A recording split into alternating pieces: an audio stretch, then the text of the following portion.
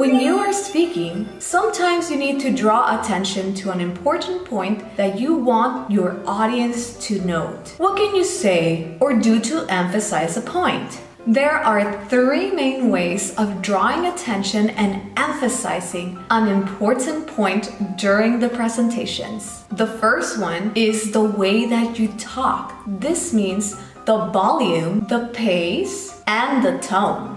The next one is the language that you use, meaning the correct words or the amount of times that you repeat a certain word. Last but not least, we have body movement. This could be as simple as standing correctly, making direct eye contact, or making gestures according to the information. Here's an example.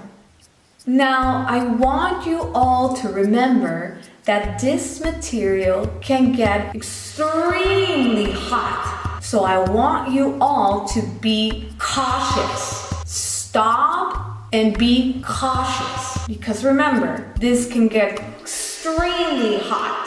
Alright, this was all the questions that I had for today, and I hope that all of my answers were helpful to you.